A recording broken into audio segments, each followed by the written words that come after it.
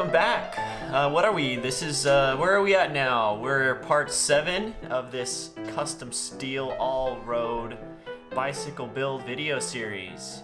So I've got a couple things planned for today. I thought since so much has kind of culminated so quickly in this build, it's been actually building up a lot faster than I was anticipating going into this, which is great. That's a unusual problem to have. In today's video, I'd like to cover some of the loose ends that we haven't had a chance to talk about.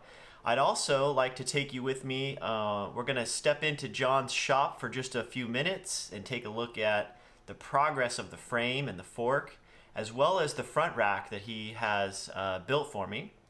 If you've been following John's Instagram page, you've probably noticed that the rack is actually finished now, and he has more updated photos of that on his Instagram page, so check that out at Fitz Cycles 1. That's his Instagram page. I'll put a little link up here somewhere, or I don't know, down in the description. So yeah, but before we do, I also received a package from a loyal viewer of this channel. I'd like to open that up and take a look inside.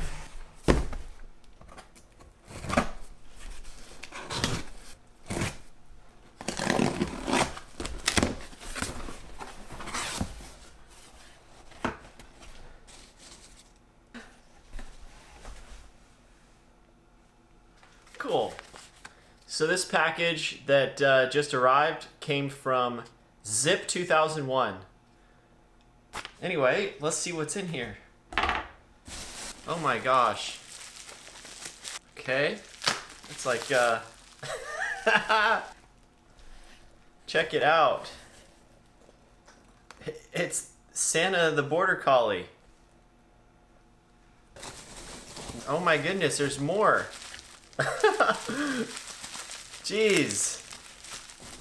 This one here is a Border Collie on a bike. This package came from Zip 2001. He works for a company called Conversation Concepts, and they're in Massachusetts. So here we have the we've got the Border Collie on the 10-speed. Okay, well, thanks again, Zip. Really appreciate you sending that along. These are gonna look great on my shelf over here. I've got one up there and I've got one over there. So thanks again. All right, now I'd like to take all of you with me over to the shop where John has been very diligently working on this frame. So let's go check out the progress this far.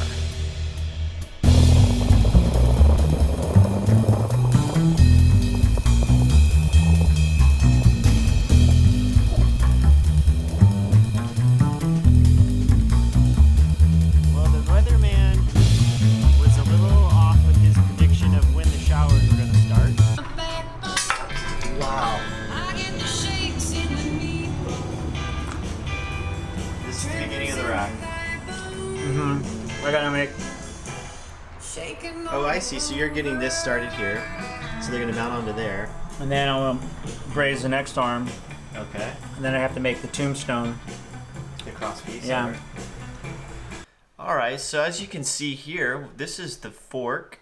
It's pretty much finished up. John has started working on the rack. So what I'm just looking at the fork here. You can see the hole for the internal wiring that is going to be placed. And as we scan up, you can see the rack, the braze-ons for the brakes. You can see the beautiful lug work that John has been working on for that beautiful fork crown. And here he has started to lay out the rack itself. There's still some more to do. Again, if you go to his Instagram page, you will see a more current version of this rack. So you use silver brazing. Beautiful work, John. I gotta say, it's almost tempting to want to just clear coat this frame. I really like how the brazing looks here. I like the silver and the gold contrast with the metal. And that's a stainless steel rack, in case you're wondering. John is discussing some things about the braze-ons, but what I'd like to show you next is the frame itself. Oh, no way. It's hiding up there. So yeah. But here it is. It's we went with the straight chain stays on the back. I decided to go for more of the very classic look because I have the 7, as many of you know. I have the 7 Axiom, which is really the signature of that bike, is the curved fork chain stays and seat stays. But on this bike, I went ahead and went with the straight chain stays because honestly, I don't really know if there's much of a difference in comfort when you curve those when you curve the stays. I don't know if there's really that much difference in terms of ride quality. Anyway, I'm holding it here. It's actually very, very light. John used really high quality tubing, as you saw in the other video I made, and this bike frame turned out to be really light.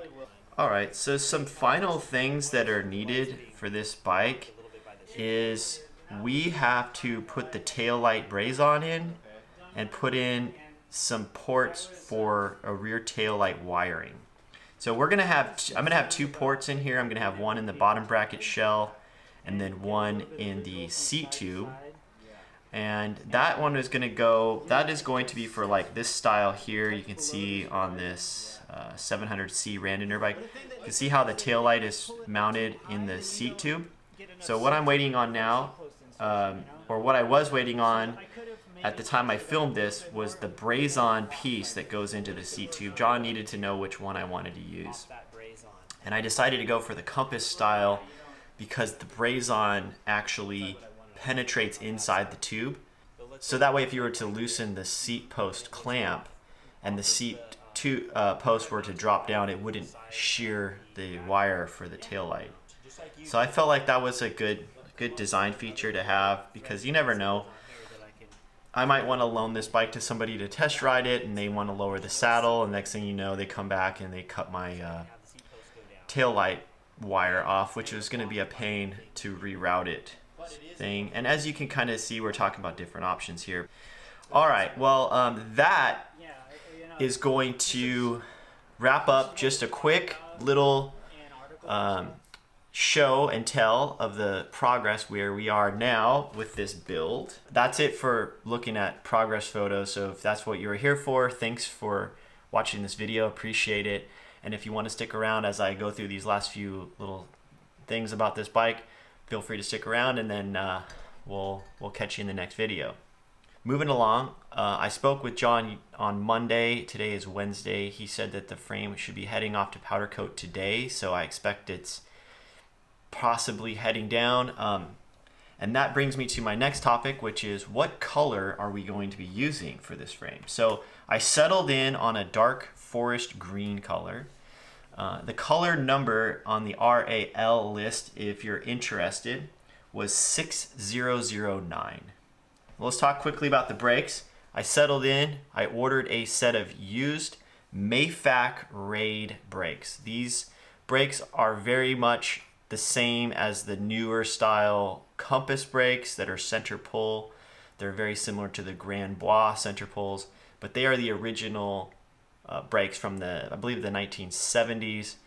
Their Compass sells a rebuild kit with new bushings and springs and brake pads, so if they come and they need any sort of sprucing up, I can order that kit, and I'll still be under on the cost of what it would cost to buy two new brakes directly from Compass or from Grand Bois.